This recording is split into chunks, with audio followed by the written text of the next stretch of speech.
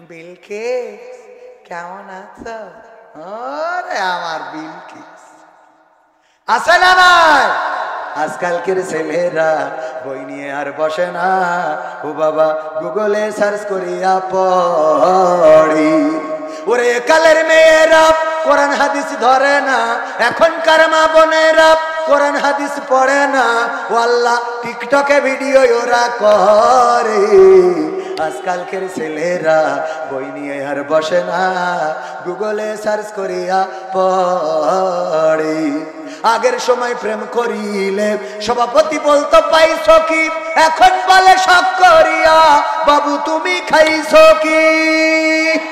আগের সময় প্রেম করিলে আমার মুরব্বীরা বলতো পাইছো কি, এখন বলে শখ করিয়া বাবু তুমি খাইছো কি। লজ্জা শরম নাই আইলাম কোন জামানাই, লজ্জা শরম নাই আইলাম কোন জামানাই, ভবিষ্যৎ দেখি অন্ধকারে। আজকালকের ছেলেরা বই নিয়ে আর বসে না, ও বাবা মোবাইলে সার্চ করিয়া পড়ি। নতুন করে হয়েছে চালু এখন আবার কোন ট্রেন্ড, পরিচয় করাই দেখি এই আমার গার্লফ্রেন্ড। আছে না নাই? নতুন করে হয়েছে চালু এখন আবার কোন ট্রেন্ড, পরিচয় করাই দেখি এই আমার বয়ফ্রেন্ড। শরমের মাথা খাইয়া গেছে ওরা পাগল হইয়া, শরমের মাথা খাইয়া গেছে সব পাগল হইয়া, ভবিষ্যৎ দেখি অন্ধকারে। আজকালকের ছেলেরা বই নিয়ে আর বসে না, ও বাবা গুগলে সার্চ করিয়া পড়ি। ঠিক বললাম না ঠিক বললাম?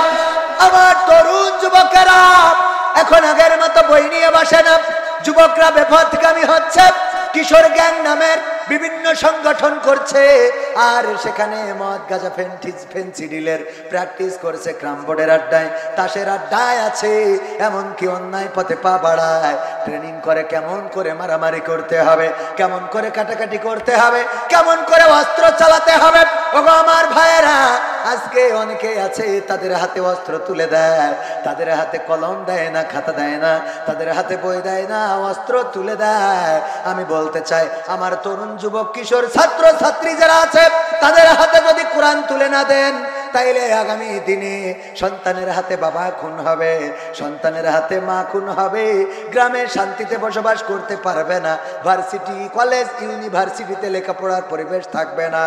এই কোরআন সকল ছাত্র ছাত্রীদের হাতে তুলে দেওয়ার দরকার আছে না নাই? যেহেতু সংস্কার হচ্ছে, আজকে স্কুল কলেজে যে গোলমাল, ওই যে কুয়েটে যে মারামারি হয়েছে, রক্তক্ষয়ী সংঘর্ষ হয়েছে, রক্তাক্ত করা হলো আমার ভাইদেরকে। কারো না কারো মায়ের সন্তান, কারো না কারো ভাইয়ের কারো না কারো ভাই, কারো না কারো বোন, এমন যাদের উপরে আক্রমণ করা হলো, রক্তাক্ত করা হলো, ওই মানুষগুলো যদি নৈতিক শিক্ষায়, কোরআনের শিক্ষায়, হাদিসের শিক্ষায় নিজেদেরকে শিক্ষিত করতো, তাইলে এমন আক্রমণ করার সাহস পেত না।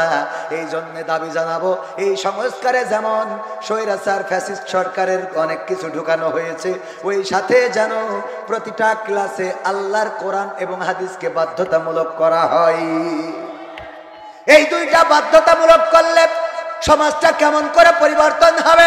যদি উদাহরণ দিই, পাবনায় যাওয়ার পরে একজন যুবক পত্র চিঠি দিয়েছে, হুজুর প্রশ্ন দিয়েছে আমার কাছে, হুজুর গো আমার একটা ডার্লিং ছিল, আমি তার সাথে প্রেম করেছিলাম, করার পরে এই ডার্লিং নামাজ পড়ে না, রোজা রাখে না, পর্দা করে না, এই ডার্লিংটা আল্লাহর পথে চলে না।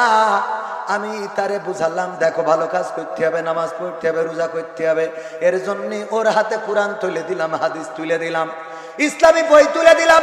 ফাতেমা, খাদিজা রাদিয়াল্লাহু তাআলা আনহা, আয়েশা রাদিয়াল্লাহু তাআলা আনহা, মরিয়ম, আসিয়া আলাইহিস সালাম সহ অনেক মানুষদের জীবনী তুলে দিলাম। দেওয়ার পরে এখন ওই মেয়ে ভালো হয়ে গেছে, পর্দাশীল, নামাজি, রোজাদার, পরহেজগার, এমনকি নফল রোজা ইবাদত বন্দেগী সব করে, এখন আর আমার সাথে প্রেম করে না। হুজুর বলেন এর জন্য ওর গুনাহ কেমন গুনাহ হবে, আর পরকালে কেমন জাহান্নামে থাকবে, একটু বলেন, চিন্তা করা যায়? হুজুর এর জন্য ও কেমন দায়ী হবে, যেহেতু আমি তারে নামাজি ছিল না, রোজাদার ছিল না, আল্লাহওয়ালা ছিল না, পর্দানশীল ছিল না, আমি তারে বানাইছি, প্রেম করে ভালো করেছি, এখন আমার সাথে প্রেম করতে চাই না। হুজুর বলেন এর জন্য ওর গুনাহ কেমন গুনাহ হবে? আমি বললাম ভাই রে, খাল কেটে কুমির তো তুমি ডেকে নিয়ে আসিসা। খাল কেটে কি কারণ কি? যখন কোরআনে পেয়েছে আল্লাহ বলেছেন ওয়াকরনা ফি বুয়ুতিকুন্না ওয়ালা তাবাররাজনা তাবাররুজাল জাহিলিয়াতিল উলা, ওগো নারীরা পর্দার মধ্যে থাকো, জাহিলি যুগের মেয়েদের মতো সাজুগুজু করে নিজেদেরকে প্রদর্শন করে বেড়ায়ও না। এই কথা শোনার পরে, এই কথা জানার পরে বলেন কোন মেয়ে কি আর সাজুগুজু করে নিজের দেখায় বেড়াবে? যখন হাদিসে পেয়েছে আল্লাহর নবী বলেছেন ওগো নারীরা তোমরা পর্দা করো, পর্দার মধ্যে এমন ভাবে থাকো যেন তোমাদের মাহরাম ব্যক্তি ছাড়া কেউ না দেখে। যদি কেউ দায়ুস হয়ে যায় তাইলে আমি নবী পরকালে সুপারিশকারী হব না।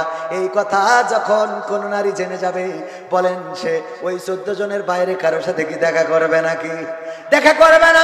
ফাতেমার জীবনীতে আছে আল্লাহর নবীর কন্যা ফাতেমা রাদিয়াল্লাহু তাআলা আনহা উহুদের ময়দানে আল্লাহর নবী যখন আহত হয়েছেন, দান্দান মুবারক শহীদ হয়ে গেছে, মাথার হেলমেট ভেঙে মাথায় ঢুকে গিয়েছে, চারিদিকে খবর ছড়িয়ে গেছে আল্লাহর রাসূল শহীদ হয়ে গিয়েছেন। এই খবর শোনার পরে ফাতেমা রাদিয়াল্লাহু তাআলা আনহা বাড়ি থেকে দৌড় দিয়েছেন। উহুদের ময়দান মসজিদে নববী থেকে বেশি দূরে নয়, এখন তো বিল্ডিং হয়ে যাওয়ার কারণে ঘুরে আসা লাগে, আগে শর্টকাটে আসা যেত। ওগো আমার ভাইয়ারা, ফাতেমা রাদিয়াল্লাহু তাআলা আনহা যখন পৌঁছালেন আল্লাহর নবী বললেন ওগো ফাতেমা কেন এসেছো তুমি উহুদের ময়দানে? ফাতেমা রাদিয়াল্লাহু তাআলা আনহা বললেন নবী গো, ওগো আমার পিতা চারিদিকে খবর ছড়িয়ে গিয়েছে, আমার পিতা আখেরি জামানার পয়গম্বর আর পৃথিবীর পরে বেঁচে নাই, উহুদের যুদ্ধে শহীদ হয়েছেন। এই খবর শোনার পরে আমি আপনার কলিজার টুকরা কেমন করে বাড়িতে বসে থাকি গো। এই জন্য আমি ছুটে এসেছি উহুদের ময়দানে আমার বাবা কেমন আছে খবর নেওয়ার জন্য। আল্লাহর নবী বললেন ওগো ফাতেমা তুমি কি জানো নাকি তোমার বোরখার মধ্যে ছেঁড়া আছে, যেই ছেঁড়া জায়গাটা দিয়ে তোমার শরীরের রংটা দেখা যায়, তোমার গায়ের জামাটা ছেঁড়া আছে, যেই জায়গা দিয়ে তোমার শরীরের রংটা কেমন এটা দেখা যায়, তোমার শরীরের রং দেখা যায়। আল্লাহর নবীর কন্যা ফাতেমা বললেন ওগো বিশ্ব নবী আমি জানি আমার জামাতে ছেঁড়া, এই ছেঁড়া জায়গাটা আমি যখন রওনা করেছি তখন ছেঁড়া জায়গাটা মুখ করে ধরে নিয়ে এসেছি, আমার এই ছেঁড়া জায়গা দিয়ে পৃথিবীর কোন মানুষ আমার গায়ের রং দেখতে পারে নাই। আল্লাহর নবী বললেন ওগো ফাতেমা শুনে নাও, এত শক্ত কথা হারি মাঝে মাঝে চিন্তা করি পরকালের ময়দানে আমাদের কি উপায় হবে। আল্লাহর রাসূল যেই রাসূল ফাতেমার ব্যাপারে বলেছেন কেউ যদি আমার ফাতেমাকে কষ্ট দেয় সে যেন আমি নবীকে কষ্ট দেয়, আর কেউ যদি আমার ফাতেমাকে খুশি করে সে যেন আমি নবীকে খুশি করি। শুধু তাই নয়, আল্লাহর নবী যখন কোন সফরে যেতেন সবার শেষে দেখা করতেন ফাতেমা রাদিয়াল্লাহু তাআলা আনহার সাথে, আর এসে সবার প্রথমে দেখা করতেন ফাতেমা রাদিয়াল্লাহু তাআলা আনহার সাথে। শুধু তাই নয়, যখন আল্লাহর নবী ইন্তেকাল করেছেন ফাতেমা রাদিয়াল্লাহু তাআলা আনহা খুব করে কান্নাকাটি শুরু করলেন। এত কান্নাকাটি করছেন আল্লাহর রাসূল ডাকলেন ফাতেমা এদিকে আসো। ফাতেমা আল্লাহর রাসূলের কাছে আসলেন, আল্লাহর নবী মাথাটা টেনে আল্লাহর নবী ফাতেমার কানটা নিজের মুখের কাছে নিলেন, নিয়ে কি যেন বললেন, ফাতেমা রাদিয়াল্লাহু তাআলা আনহার কান্না বন্ধ হয়ে গেল। আম্মা আয়েশা রাদিয়াল্লাহু তাআলা আনহা জিজ্ঞাসা করলেন ওগো ফাতেমা তুমি সবচেয়ে বেশি কান্না করছিলে, তোমার কান্নাটা কেন বন্ধ হয়ে গেল? তোমার বাবা তোমার কানে কানে কি বললো আর তাতেই তুমি কান্নাটা থামিয়ে দিলে? কি এমন সুসংবাদ তোমার দিয়েছে? আল্লাহর নবীর কন্যা ফাতেমা বললেন আমার পিতা বলেছেন ওগো ফাতেমা তুমি কান্না করো না, তোমার কান্না আমার সহ্য হয় না, এই মৃত্যুর সময় তোমার কান্না আমার কলিজায় আঘাত করে, তোমার চোখের পানি আমি সহ্য করতে পারি না। ওগো ফাতেমা তোমার কাছে আমি একটা সুসংবাদ দিয়ে দিই, আমি মৃত্যুর পরে প্রথমেই তোমার সাথে পরিবারের যার সাথে আমার দেখা হবে প্রথম ব্যক্তিটা হলে তুমি। এই ফাতেমাকে আল্লাহর নবী উহুদের ময়দানে বললেন ওগো ফাতেমা শুনে নাও, ওগো ফাতেমা শুনে নাও, ওগো ফাতেমা শুনে নাও, তোমার বোরকার ছেঁড়া জায়গা দিয়ে যদি পৃথিবীর কোন মানুষ তোমার গায়ের রং দেখে ফেলতো আমি নবী ওই পরকালের ময়দানে তুমি আমার কন্যা এই পরিচয়টা দিতাম না। নবীর কন্যা ফাতেমার গায়ের রং পৃথিবীর মানুষ যদি দেখে ফেলত, আল্লাহর নবী নিজের কন্যার পরিচয় দিতেন না। আর আমাদের মা বোনেরা চিন্তা করে দেখেন, আপনারা আমরা তাইলে কোথায়? আমাদের যে সুন্দর চেহারা দেখায় বেড়ান ঝিকরগাছার বাজার, যশোরে কালেক্টরেট মার্কেট ঘুরে বেড়ান, আল্লাহর কাছে কি জবাব দেবেন? ওই পরকালে আল্লাহর নবী দায়ুসদের ব্যাপারে সিদ্ধান্ত রাসূলের সুপারিশ করবেন না, ওই পরকালে কত বিপদে পড়ে যাব। ওগো আমার ভাইয়েরা, ওই যে চিঠির কথা বলছিলাম, ওই যুবকটা প্রেম করার পরে তারে পর্দানশীল বানাইছে, তারে ইসলামী সাহিত্য পড়াইছে, কোরআন পড়াইছে, তারে কোরআন হাদিস জানানোর কারণে যখন এই ঘটনাগুলো পড়েছে, বলেন দেখি কোন প্রেমিকের সাথে এই মেয়েটার কথা বলবে নাকি? কথা কয় না। ওয়াজ করার কি দরকার আছে? কোরআন হাদিস তুলে দেন। কোরআন হাদিস যদি আমার ছাত্রদের পড়াতে পারেন, কোরআন হাদিস যদি আমার ছাত্রদের কম্পালসারি করে দেন, তাইলে এই ছাত্রগুলো এমন ভাবে বেড়ে উঠবে যে এই ছাত্রগুলো আর মারামারি কাটাকাটি করবে না, জেনা করবে না, ধর্ষণ করবে না, ওই জাহাঙ্গীরনগর বিশ্ববিদ্যালয়ের ছাত্রলীগের নেতার মতো ধর্ষণের সেঞ্চুরি করে অনুষ্ঠান করবে না। যদি কোরআন হাদিস আমার ছাত্রদেরকে শিখাইয়ে মানুষ করে তুলতে পারেন, এই মানুষগুলো দুনিয়ার জন্য হবে শান্তি, আর পরকালের জন্য আমার আপনার নাজাতের অপিও সুপারিশকারী, আমাদের ওসিলা হয়ে যাবে। সবাই জোরে জোরে বলেন সুবহানাল্লাহ। আমরা এমন সন্তান করতে রাজি আছি না নাই? আমি প্রথমে যে আয়াত তেলাওয়াত করেছিলাম, আল্লাহ বলেছেন ইয়া আইয়ুহাল্লাযীনা আমানু কু আনফুসাকুম ওয়া আহলিকুম নারা। ওগো ঈমানদারেরা শোনো, তোমরা নিজের আগুন থেকে বাঁচো এবং তোমাদের সন্তানদেরকে আগুন থেকে বাঁচাও। ভাইরা আমার, দাঁড়ানো ভাইরা, আমি যে কথা বলছি এগুলো কি কোরআন হাদিসের মধ্যে না বাইরে? মধ্যে। যদি কোরআন হাদিসের কথা বলি, ওই ফাঁকা গ্যাপটা একটু পূরণ করে দেওয়া যায় না আমার শোনো ভাইরা, আমার যুবকেরা, আমার কলিজার টুকরারা? আমি বিশ্বাস করি যে আপনারা বাকি জায়গাটুকু পূরণ করে দিবেন। রাস্তায় অনেকেই দাঁড়ানো আছেন, ওখান থেকেই যেহেতু শোনা যাচ্ছে, দেখা যাচ্ছে, এসে বসবেন কেন? এই নিয়ত করেছেন এখানে বসলে আসলে আল্লাহ রাব্বুল আলামিন শুধু সওয়াব দেন না, জীবনের আমলনামা থেকে ছবিরা গুনাহগুলো মাফ করে দেন। বলেন সুবহানাল্লাহ। ছবিরা গুনাহগুলো ঝরে যেতে থাকে, আর কি সওয়াব। তো আর অল্প সময় আছে, এই অল্প সময়ের মধ্যে কিছু সঙ্গীত শোনানোর দরকার আছে না নাই? কিছু সঙ্গীত, হ্যাঁ ওই সেটাই তো বললাম যে কোরআন হাদিস এটা যদি স্কুলেও শিখায়, তাইলে আমাদের স্কুলের ব্যাপারেও কোনো আপত্তি নেই। কথা কয় না? যদি অনেকেই মনে করে হুজুররা খালি মাদ্রাসা, না, স্কুলে কোরআন হাদিস শিখান, আমরা স্কুলে পড়াতে বলবো। কথা কয় না? যেমন আমি বলি, অনেকেই মনে করে, এখন আবার বিএনপি ভাইরা আপনার মতো যারা থাকে, যেই হাত উঁচু করায়, আল্লাহর পথে, দিনের পথে, কোরআনের পক্ষে, ইসলামের পক্ষে থাকতে রাজি কারা কারা হাত উঁচু করেন? আরে বাবা, ওরে বাবা, আমি মানে এটা বলছি, অন্য জায়গার উদাহরণ দিচ্ছি। এই যে হাত উঁচু করায়, বিএনপির নেতা কয় হুজুর ভোট তো করি থেকে গেলেন, তা আমরা বিএনপিরা কি দোষ করেছি? মানে আমরা ইসলামের পক্ষে তুলে থেকে গেলি, মনে করে জামাত ইসলামের পক্ষে তুলে দিয়ে গেলি। কথা কয় না? এই কি মনে করে জামাত ইসলামের পক্ষে? আমি ক্লিয়ার করে দিয়ে বলছি, এই বাংলাদেশে যদি আওয়ামী লীগও আল্লাহর জমিনে আল্লাহর কোরআন কায়েম করতে চায়, সেই আওয়ামী লীগ করতে আমাদের কোনো আপত্তি নেই। সেদিন একজন বলছে তাই বলি আওয়ামী লীগ দিয়ে করাবো না। আমি বলছি শেখ হাসিনাও যদি কোরআন কায়েম করে দিতে চায়, তার এই দেশে আনতে কোনো আপত্তি নাই। বলছে ও কোরআন কায়েম করলে ওদের নেবো না। মানে ওর এত রাগ, বলছে ওদের নেবো না, বলছে আপনি ওর বাদে ছুঁড়ো কথা।